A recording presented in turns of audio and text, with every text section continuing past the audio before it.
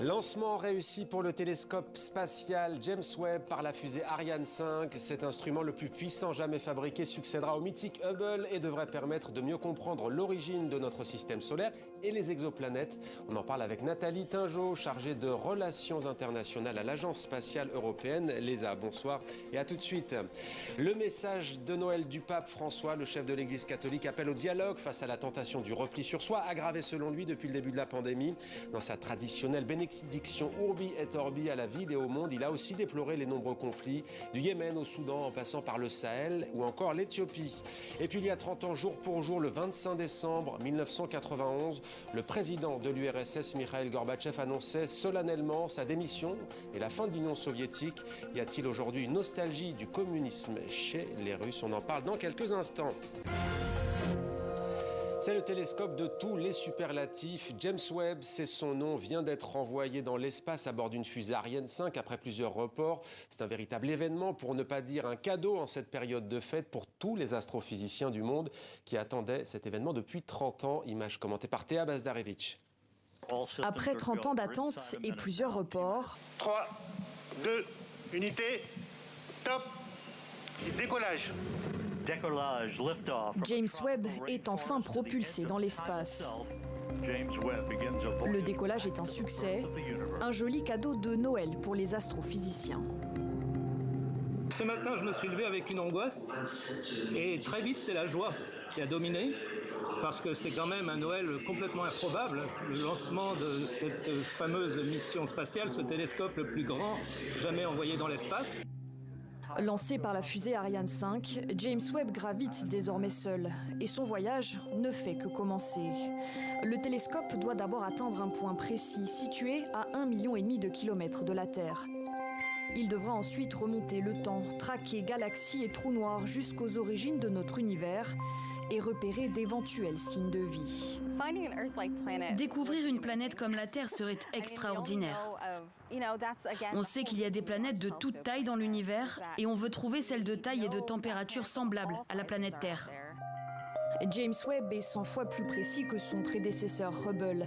Sa pièce maîtresse, un miroir de 6,50 mètres de diamètre recouvert d'une fine couche d'or pour mieux réfléchir la lumière. Un bijou d'ingénierie spatiale, résultat de 30 ans de travail et de 10 milliards de dollars d'investissement. Nous espérons observer les premières étoiles en formation, le premier assemblage de galaxies. Et ainsi, nous en apprendrons beaucoup sur la façon dont l'univers est né 200 ou 300 millions d'années après le Big Bang. Durant les 2 prochaines semaines, James Webb devra déployer ses ailes. C'est l'étape la plus délicate. Sa mission doit durer au moins 5 ans. Les premiers clichés sont attendus pour dans 6 mois. Mais voilà, les premières images, c'est 6 mois. Voilà, et on les verra sur TV5 Monde, ces premières images, dans 6 mois, ou moins, on l'espère. Nathalie Tingeot, bienvenue à vous sur TV5. Vous êtes chargée de relations internationales ou extérieures à l'Agence spatiale européenne, l'ESA.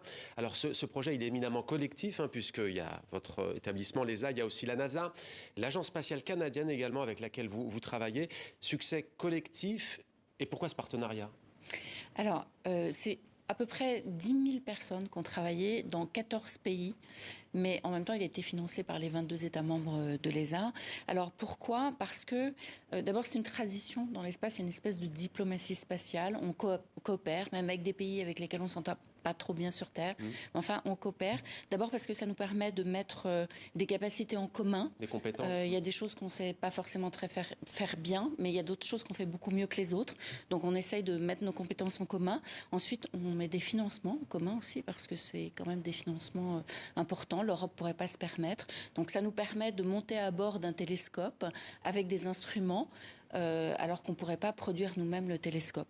Ensuite, c'est un peu un outil de soft power aussi, l'espace, il faut le dire.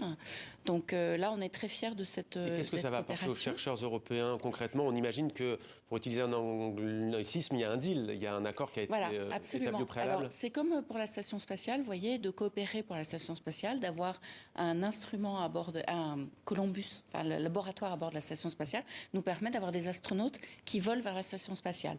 Dans ce cas-ci, on a a 15% du temps d'utilisation du télescope qui sera réservé aux scientifiques européens. Donc c'est extraordinaire. Il y a toute une génération de scientifiques européens qui va vivre finalement de l'observation de ces données. Et pour ça, il a fallu débourser 700 millions d'euros, c'est ça, du côté européen? C'est ça à peu près. Alors c'est pas seulement les acquis finance, c'est aussi l'industrie, c'est aussi les laboratoires, c'est aussi les agences qui contribuent au projet.